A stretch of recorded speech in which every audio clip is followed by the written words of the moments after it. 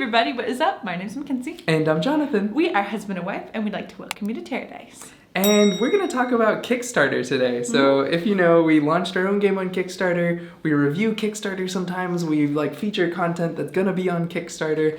And we just recently got Hamlet in the mail, which is something we backed on Kickstarter about 8-9 months ago maybe. Yeah. But yeah, we kind of just wanted to talk about why does Kickstarter matter? Why is it what's the experience like as a backer when you back something on Kickstarter?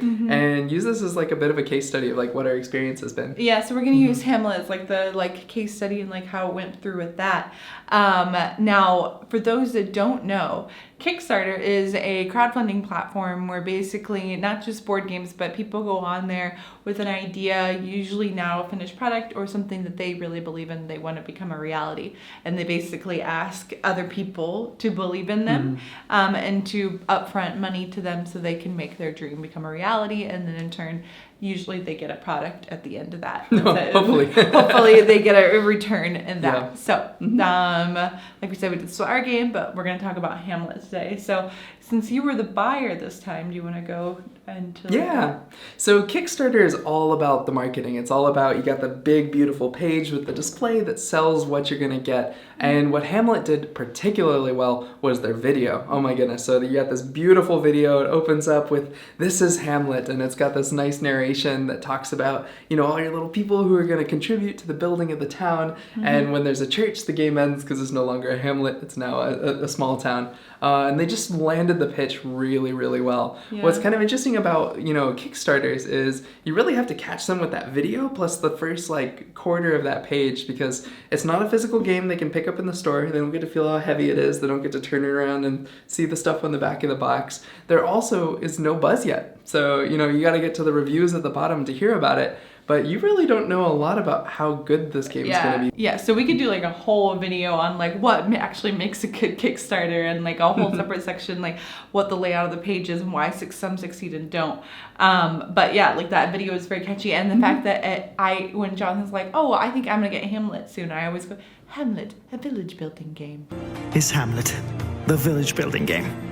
Because the branding was good. Yeah, their branding was good, Yeah. so I always knew that's what it was. Yeah. So anyway, so then you got to figure out whether or not you like the game. So this can be the most challenging part because you don't have, your favorite reviewer who maybe they did feature it, but you kind of just have to basically look, what are the mechanics? What is the, age range, the group that this appears, that it appeals to, the time frame, the number of players. You got to look at all those things. And then you got to look at the video for some key sort of indicators. So in that video, it's beautiful animation, but there's a lot of stuff going on. So it's going to be kind of fiddly. There's lots of tokens that have to move around. And you have to be okay with all of that because you kind of have to get from the experience, I think I'm probably going to enjoy this. And I think I was. One thing that's also really interesting though is there's really a lot of faith involved with these things. I think, whether a project succeeds or not, sure, it prints yes, it prints no.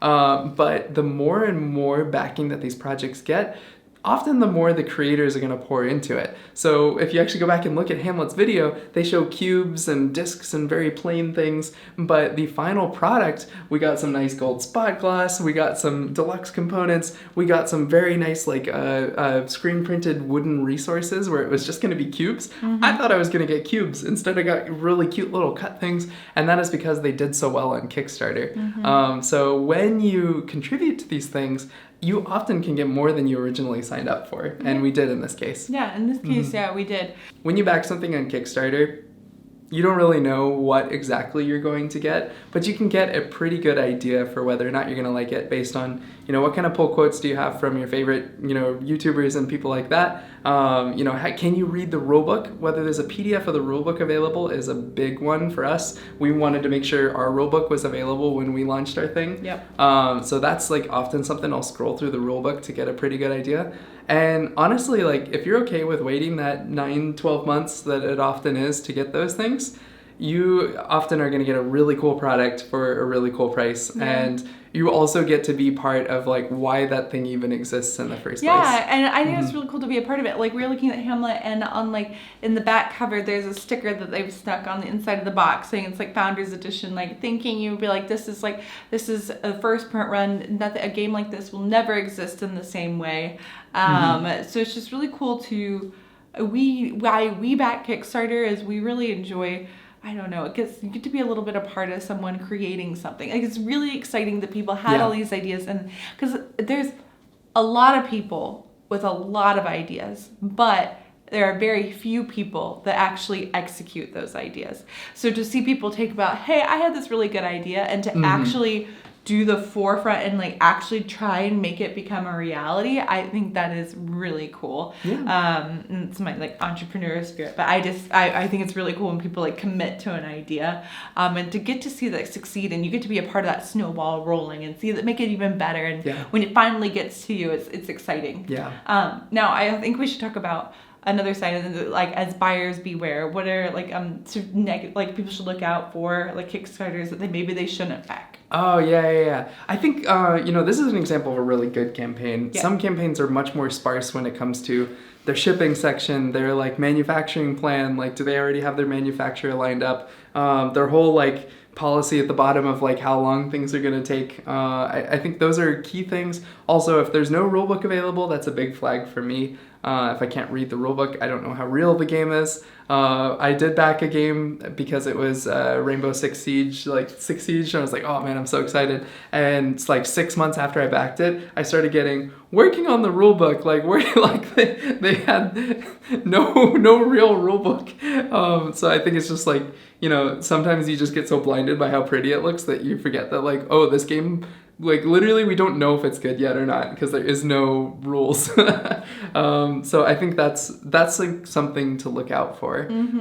But in general, I think like you can tell usually the good ones just by like how it feels. Yeah, you want to see it's like information. I don't think that you just have to go with like the big publishers, because a lot of big publishers are going on a Kickstarter because that is where like everyone is and it gets like the hotness. But you can see some really good things, and that doesn't mean the page has to have like all the bells and whistles and they had a lot of money put into it. I think if they have a good video where they're showing the game, you want to see it game, you want to see it being played at some aspect of that.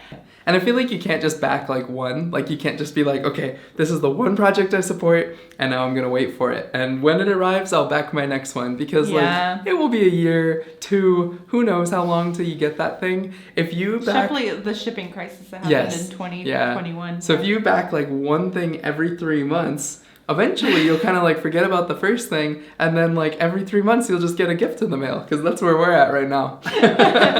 So like every 2-3 months we get a new game from Kickstarter, and it's really fun. This has been working in Jonathan's favor, because I'm like, okay, we're not buying any more games, and then I'm like I can't help it, they're showing and up. then a game will show up, and he's like, I backed this like a year ago, like hey, it's a new game.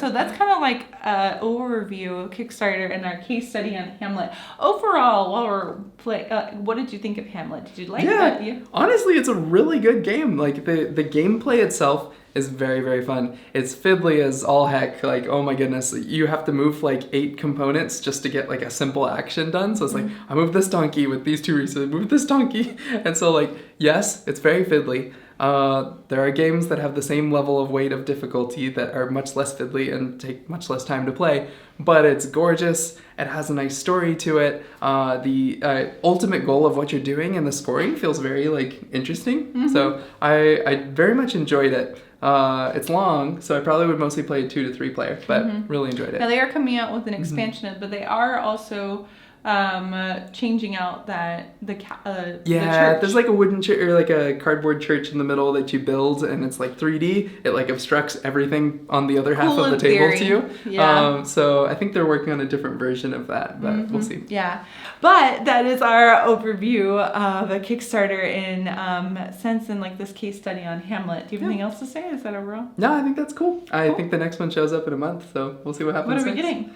I have no clue which one we'll hit next. We just got Tiny Epic Vikings. That was the most recent one to show up. Okay. I think next is going to be Castles by the Sea. Yeah, I think Castles by the Sea Ooh. is next. All Yeah, right, we'll see. cool. All right, guys, as always, thank you so much for watching. If you like this video or found this interesting, let me know down below and give this a like. Thanks so much, and we'll see you next time. And happy playing!